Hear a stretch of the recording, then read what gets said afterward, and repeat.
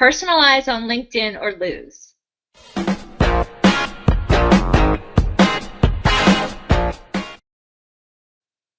And welcome again to LinkedIn to Lead Generation with Hannah Tai of ChatterboxSocialMedia.com.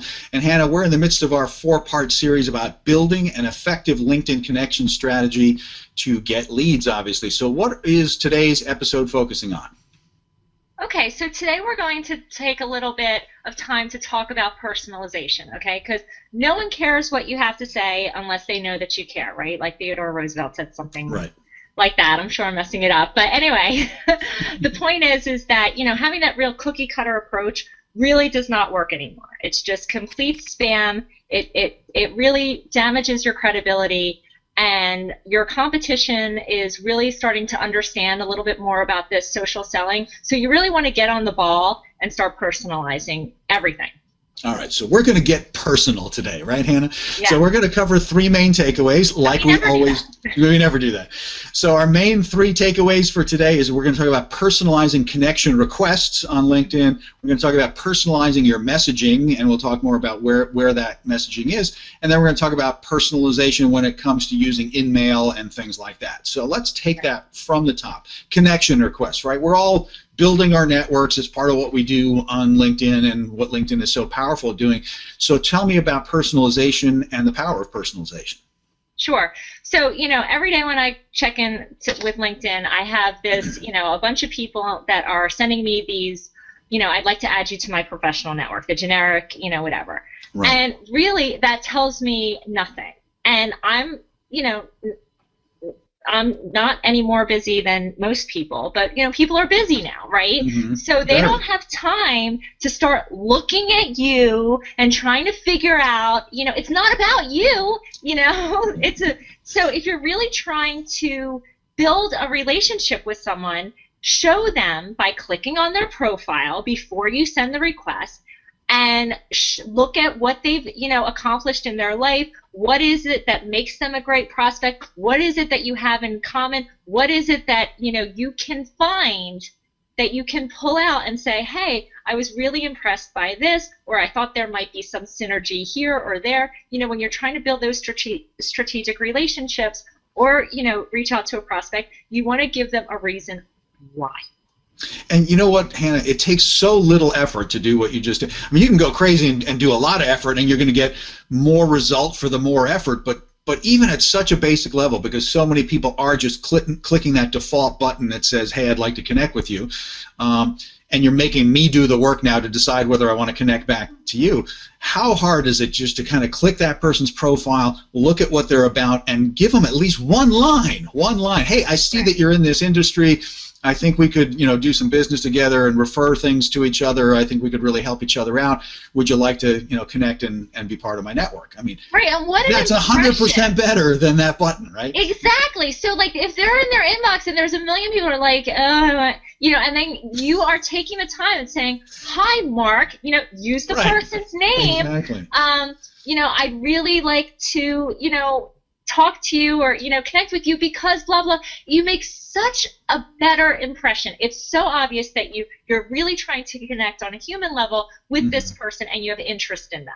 Right. And remember, they can usually see whether you've looked at their profile. Certainly if they're a premium account holder, even if they're not, they certainly see some of who is looking. Yeah. And if you sent the request and you're not in that list, I mean, do you really want to connect with me? I mean, Hannah, really, do you want to connect with me if you didn't look at my profile? I don't believe you. Exactly.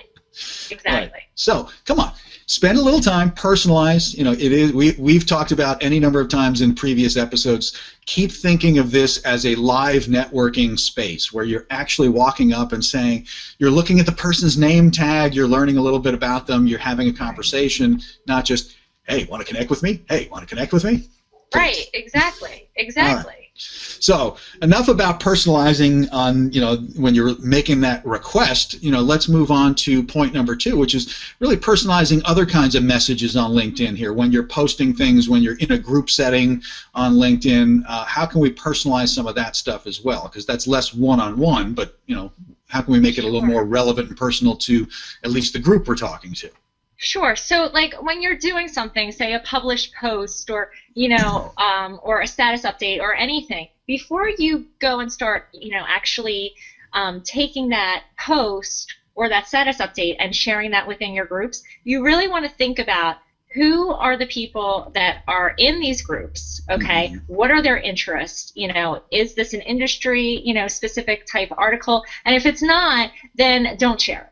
Because quite frankly, it's a waste of time, It's just a waste of time. It looks spammy.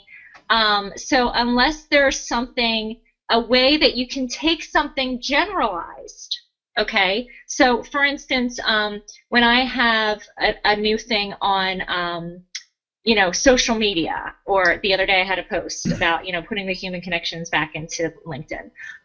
So I did share it in one of my groups, because I shared it in a local group. Okay, and when I took that article, I put my own little spin on it, specific to that local area, about then deepening that to get local, meeting people in person, and so I added to it so that it still would give value to that local group. So when you're thinking about, these things that you're either creating or sharing, you want to make sure that it benefits the industry. So instead of a social media article, you might want to do a, in my field, it would be a social media, you would be specific to landscapers, and you would share in a landscape. Right. You wouldn't share the landscaper version in the CPA group, right? I mean, it's just exactly. Right. Or just so the generic. You had that absolutely key word in there, Hannah. I mean, value. I mean, really. It's almost a mantra to me. I mean, whatever you're doing, always try to deliver value. But in order to deliver value, you have to be clear in your mind, to whom am I speaking? Right. And I'm sure you get these all the time too. I mean, it amazes me. I'm in a lot of groups, and people are just randomly posting whatever their most recent post was in all of their groups, and I'm like, well, this has nothing to do. This is a group about video content, and you just posted this thing about cars. Right. I don't get it. I'm confused. Yeah. And these are, real professional. Some of them are really professional people. I mean, I've even seen some LinkedIn experts that are, just like in all their groups, they're posting, one of their published posts, and I'm like, well, that's great for generic information that maybe that person can glean if they have the time to read through your post. Right. But unless it's specific to them, or unless you give some sort of an analysis and say, hey, this was the key that I thought would be helpful. Right. Exactly. I mean, you're right. It's exactly like personalizing those connection requests, even though this is not one-to-one, it's one to a group, or it's one to even your whole stream on LinkedIn. But you have an ideal client that you're trying to reach, or an ideal prospect, and if you're not clear who they are and what the value is that you're going to deliver, then why are you doing this post? I mean, I know that we all want to have as big a reach as we can, but a big reach to irrelevant people is a waste of everybody's time. You're much better targeting and giving the value to the people that are going to value it. You're going to be more likely to get a return on your investment, even if it's to a slimmer group of people, right? Exactly. All right. So personalize your requests to connect, personalize your messages even in your status updates, in your group posts and things like that. So let's move on to point number 3, which I believe you called Karma is Calling, and it's not a robocall. You're going to have to explain that one to me, but we're talking about sending in mails and personalizing that obviously as well. So where are we going here? Sure. So again, when you are sending in-mails or messages, to people in your network that have been nice enough to connect to you, don't abuse the privilege. Okay?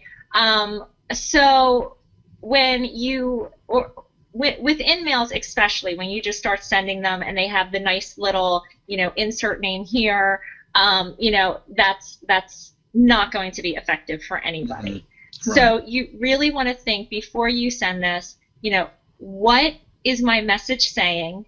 How is it going to help the person that is receiving this message? And does it pertain to what they do, or what maybe some of their issues are? Okay, so I have a very professional woman who's brilliant, who is amazing in my network, and she consistently sends these messages that have nothing to do with anything that I could possibly care about. And I don't understand. I mean, it makes you cringe, right? I mean, you're like, it really makes me cringe, and it makes me just astounded that, you know, people haven't learned this sort of behavior, that you don't just, you know, spray and pray. You know, you really need to make sure, especially because we're so busy today and we don't want to be inundated with that kind of stuff.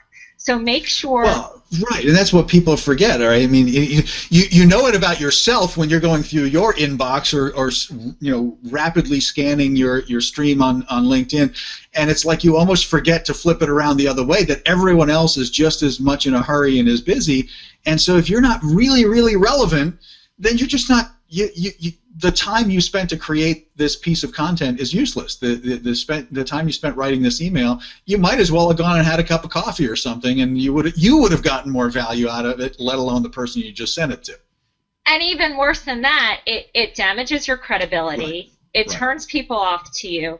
And besides that, now if you are doing in-mails, if you're not connected, if you have no connection, you know, and you're doing just in-mails, you're going to be charged for it.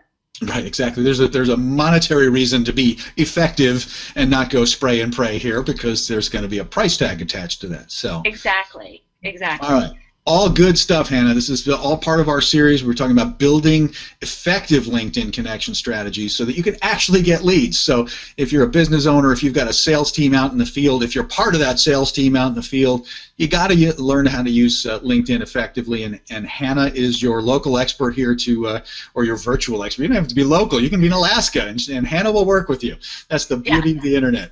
Yeah. So in this four-part series, in this part of the four-part series, we've been talking about personalization, obviously. Personalize everything. Personalize your requests to connect. Personalize your content and your status updates and your group posts. Personalize your in-mails for sure, especially because it's going to cost you money if you don't do it, and you're going to burn a lot of bridges. So people need to connect with you, Hannah. They need to understand how LinkedIn is probably the most powerful social media tool for anyone who's in the sales world and trying to grow their business.